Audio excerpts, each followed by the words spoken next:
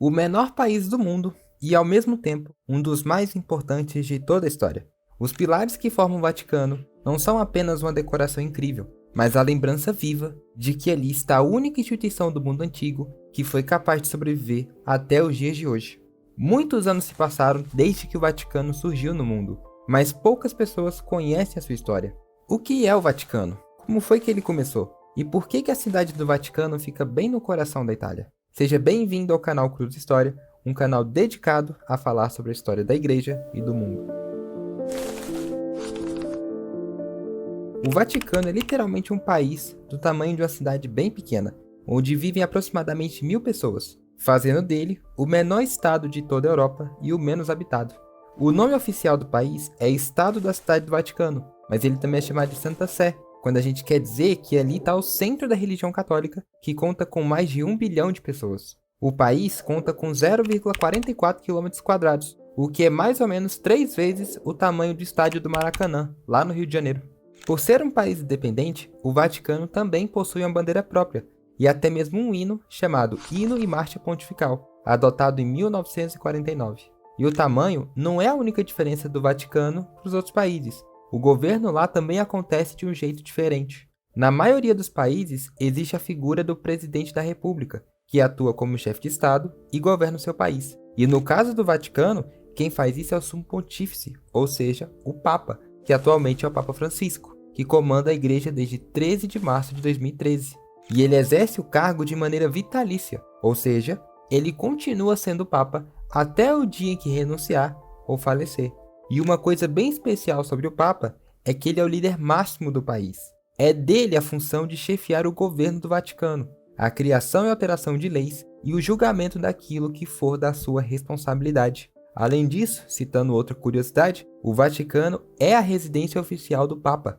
E claro que um lugar tão importante não poderia ficar protegido, e é por isso que a cidade conta com a guarda policial especial chamada Corpo da Gendarmeria, dedicado exclusivamente a proteger a cidade. Outro grupo que atua no Vaticano é a Guarda Suíça, mas a função dela é um pouco diferente. A função dela é a segurança pessoal do Papa. A Guarda Suíça existe desde 1506 e é a ordem militar mais antiga ainda em operação no mundo. E sobre a segurança, vale dizer que o Vaticano não tem sistema prisional. Mesmo que uma pessoa seja condenada no Vaticano, existe um acordo para o cumprimento da pena em outros países, principalmente na Itália. Mas com certeza, um dos detalhes que mais chama a atenção das pessoas é a riqueza cultural do Vaticano. Na Capela Sistina estão algumas das obras de arte mais impressionantes de toda a humanidade, como o Último Julgamento de Michelangelo, considerado o maior artista que o mundo já viu, e os belíssimos trabalhos de vários outros artistas do período do Renascimento, como Rafaelo. Além disso, o Vaticano também é o lar de vários museus que guardam alguns dos documentos mais interessantes de toda a história, como o processo de Galileu Galilei, a Carta de Excomunhão de Lutero, a Confissão dos Templários no século XIV, páginas da Bíblia do século IV, a Carta de Henrique VIII, que faz parte da história do protestantismo na Inglaterra, e muitos outros documentos. Por isso, não é exagero dizer que o Vaticano é o registro vivo de inúmeros séculos de história humana, tanto que todo o seu acervo é considerado Patrimônio da Humanidade pela Unesco. Mas tudo isso é sobre o Vaticano hoje. Mas como foi o começo dele? Na Roma Antiga, existia um território conhecido como Colina do Vaticano, que ninguém sabe ao certo o motivo desse nome. Uma das versões dessa história diz que o nome vem de um antigo grupo que habitava a região e que chamava esse lugar de Vatica, ou Vático.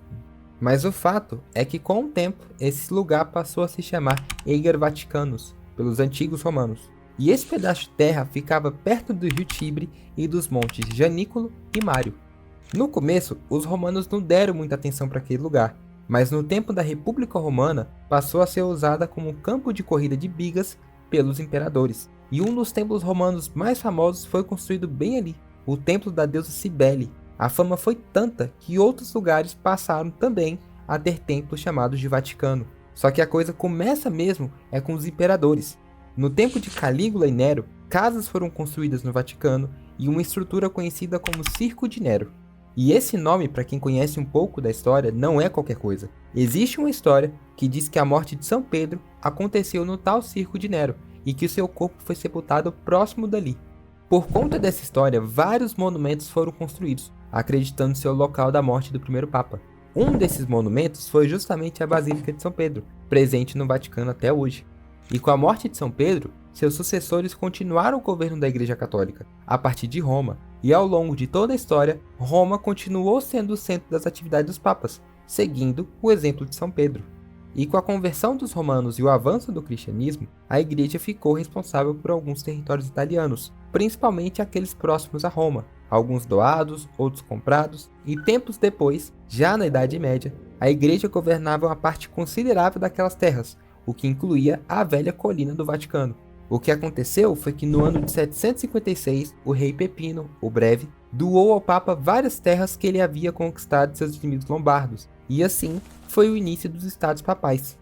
E por curiosidade, a bandeira atual do Vaticano é inspirada na antiga bandeira desses estados. Então, o território italiano da Igreja na Idade Média era principalmente a região do atual Vaticano e os Estados Papais doados por Pepino. Mas se esses estados eram tão grandes assim, como foi que o Vaticano ficou tão pequeno? O auge do catolicismo foi a Idade Média, mas com o fim do período medieval e o começo da Idade Moderna com o protestantismo e o iluminismo, a coisa mudou completamente na Europa. As novas ideias políticas e religiosas muitas vezes eram contrárias ao catolicismo, e por isso, várias nações foram deixando a Igreja Católica e abraçando as ideias modernas. O protestantismo, por exemplo, rachou o cristianismo do Ocidente em dois, causando uma divisão que permanece até hoje. E se na Idade Média houve uma unidade ocidental, concentrada no catolicismo e na cristandade, a partir de 1517 nós temos um cristianismo rachado em várias partes, com vários cristianismos surgindo. E outro evento que marcou a Europa foi a Revolução Francesa, um movimento muitas vezes ateu e contrário à religião, e que causou um dano imenso ao catolicismo, não apenas na França, mas no mundo todo. Os ideais de 1789 se espalharam primeiro pela Europa, e um lugar que teve a sua própria Revolução Francesa foi justamente a Itália. O nome desse movimento foi Risorgimento, e a consequência mais importante dele foi a unificação da Itália, ou seja, o fim dos estados pontifícios e a formação do Reino da Itália. E com isso, várias terras que antes pertenciam à Igreja foram tiradas do controle do Papa, e o único lugar que restou para a Igreja foi justamente o Vaticano, onde o Papa estava há muito tempo. E essa situação não foi nem um pouco pacífica. Durante muitos anos, o Papa foi um verdadeiro prisioneiro no Vaticano, até que em 1929 foi assinado o Tratado de Latrão, dizendo que era território da Igreja, o Estado da Cidade do Vaticano e o que pertencia à Itália. Das origens no Monte Vaticano ao século XX, com a criação do Estado da Cidade do Vaticano, o lugar que abriga a Basílica de São Pedro é a memória viva de 2000 anos de história. Os tesouros guardados ali são inúmeros, com a sua importância cultural reconhecida até mesmo pela Unesco. O coração da Itália e de Roma é também o coração do catolicismo no mundo, com milhões de pessoas conhecendo as suas muralhas todos os anos. Século após século, o Vaticano permanece firme na sua missão de ser a sede principal de uma das maiores religiões do mundo.